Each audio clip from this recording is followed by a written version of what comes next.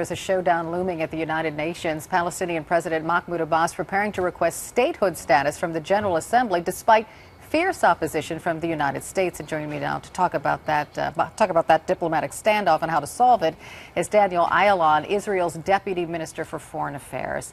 Thank you so much for coming in this morning. We appreciate it. Good to be here with you, Carol. Thank you. So Mahmoud Abbas is still going to apply for statehood, but he's not going to push for a vote from the Security Council because, frankly, he doesn't have the right number of votes to push it through. How do you feel about that? Disappointed. It's very unfortunate that the Palestinians, instead of coming to the table and negotiate with us, just like they did in South Sudan, and the president gave it in his speech, is a perfect example of how things should be done. You iron out all the differences on the ground between the parties, and then you take it to the UN for endorsement. You cannot put the whole process top down, because then it's just a mess. Not just for our conflict with the Palestinians, but also it could be a bad precedent for other conflicts throughout the world. So we still hope that the Palestinians would come to the table. You know, Carol, there's nothing better that I would like than to join the Palestinians together, Israel and Palestinians together, come to the UN for endorsement of a peace treaty and for welcoming Palestine to the UN. But we have to do it after we finished all the agreement. You know, we have to talk about... The Palestinians, you understand, are frustrated because Israel hasn't put forth a plan for this. And critics say, you know, why isn't Israel putting forth its own plan? Why not, as the President Obama said yesterday, doesn't Israel put itself in the Palestinian shoes and vice versa? I'll tell you, Carol, because we have put out so many plans that were rejected by the Palestinians. I mean, we went not only halfway towards their direction, we went 90%. There was former Prime Minister Olmert, who gave them almost 90% of all their wishes. Before that, there was Barak. You know, we evacuated settlements in Gaza in 2005. But you're building there today. Not in Gaza, no. Oh, on the West Bank. Where we build is only in areas that everybody agrees would be in any future solution, will be part of Israel. These are the major blocks.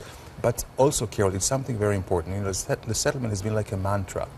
The settlement issue is only one of many.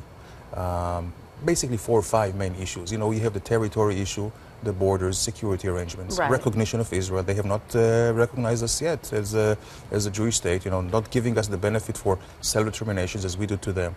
There's issue of defensible borders and Jerusalem refugees, and the settlement is one of them, and they're all interconnected. We said, let's put everything on the problem. You cannot just cherry-pick settlement as one of the issues and say, well, let's do it in a vertical. This doesn't go this way, because there's give and take on all issues together. Right. So the two sides are far apart, it's safe to say, still. But let's talk about President Obama and what he said about Israel. There have been allegations from Republicans here in the United States that the president has sort of thrown Israel under the bus. But the president spoke at the United Nations yesterday. Let's listen to what he said. America's commitment to Israel's security is unshakable. Our friendship with Israel is deep and enduring. And so we believe that any lasting peace must acknowledge the very real security concerns that Israel faces every single day.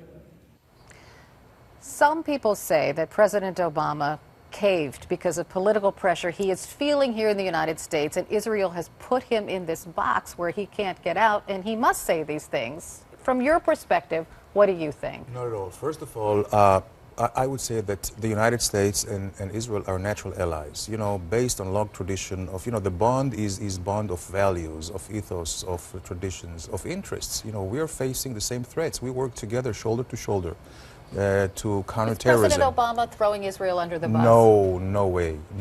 You know, we see, this is something which is very important. I know there's coming a very heated political season here, but Israel is not part of the campaign. I think what we have been blessed to be a bipartisan issue. When it comes to Israel, I don't see difference between Republicans or Democrats. We see only Americans. I know, you know... Really? Yes, really.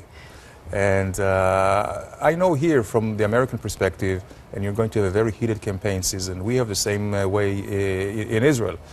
But truly, for us, you know, it's a bipartisan support for Israel, and we appreciate it. And I believe it's a natural support, because these are the real interests, national security interests of the United States, to have Israel strong and on the trenches defend our values, defend our interests, counter terrorism, counter proliferation of nuclear weapons, and of course, also one thing, Carol, if I may, people talk about Israel-American alliance also in terms of defense relations, strategic intelligence, which is fine.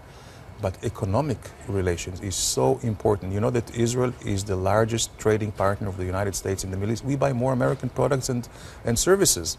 So this is also something which keeps our countries together very well. Thank you so much for joining us this morning. I appreciate it. And you'll Thank be at you. the United Nations later this Thank you. afternoon to listen to the proceedings, Absolutely. I'm sure. Thank you. Thank you so much.